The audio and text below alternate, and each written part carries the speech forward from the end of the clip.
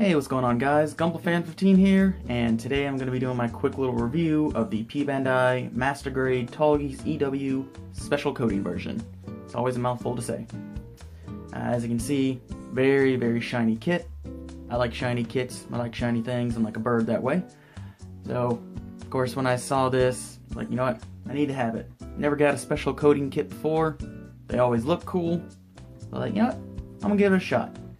And there are some pros and cons to this, and I'll get into those in a bit. First, let me give you a quick look around of everything. As you can see, all the white is going to be molded in that nice high gloss injection. Very shiny.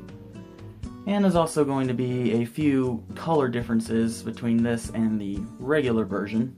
Mainly the silver you have here for the boosters, as well as the edges of his side skirts, and a little piece up here for the little head thing, as well as his waist section, are all going to be in that silver rather than the normal gray that I believe that it comes in, which that's very nice. The other main color difference is of course going to be this very nice metallic blue.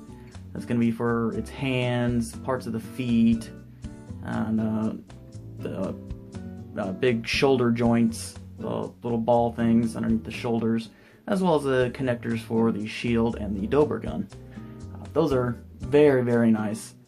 And the other thing, I'm not entirely sure, but the little red piece on top of his head, I'm not sure if the original version was kind of metallically looking.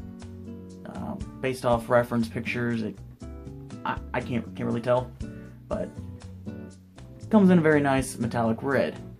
And all those pieces, however, aren't particularly shiny. You know, they didn't have that same type of high gloss injection. So to fix that, I went over everything with a clear top coat of Future, make it all very nice and shiny.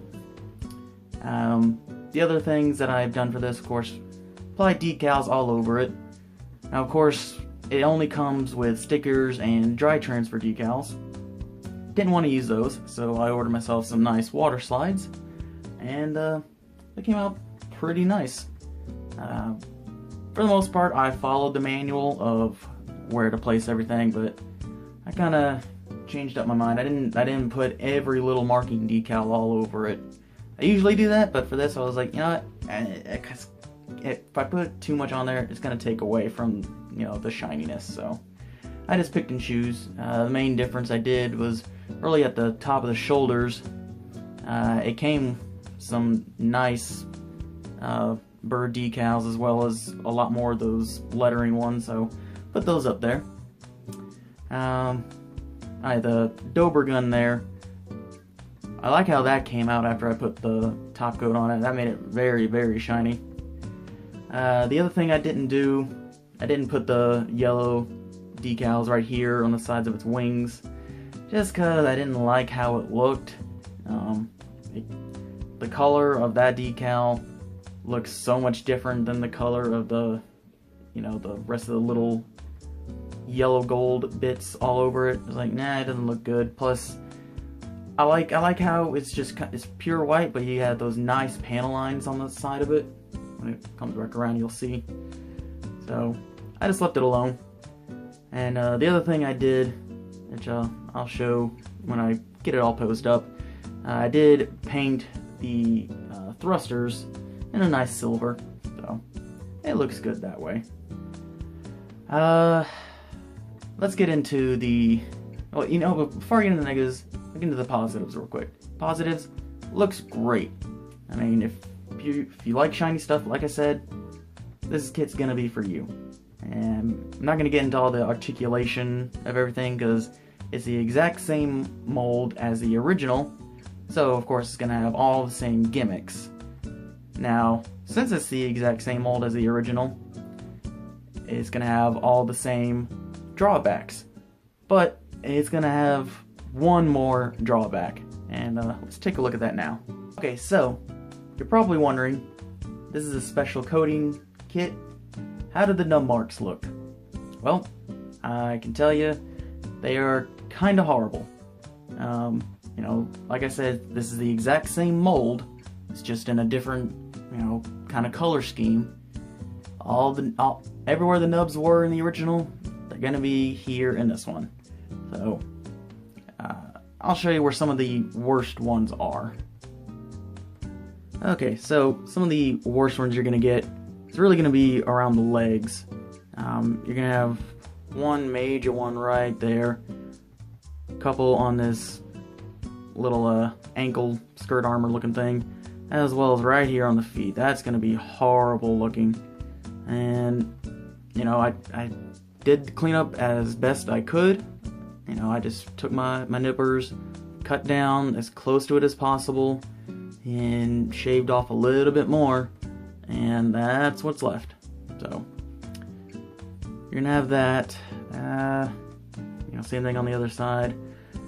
The silver ones, you're gonna have one right here on both sides.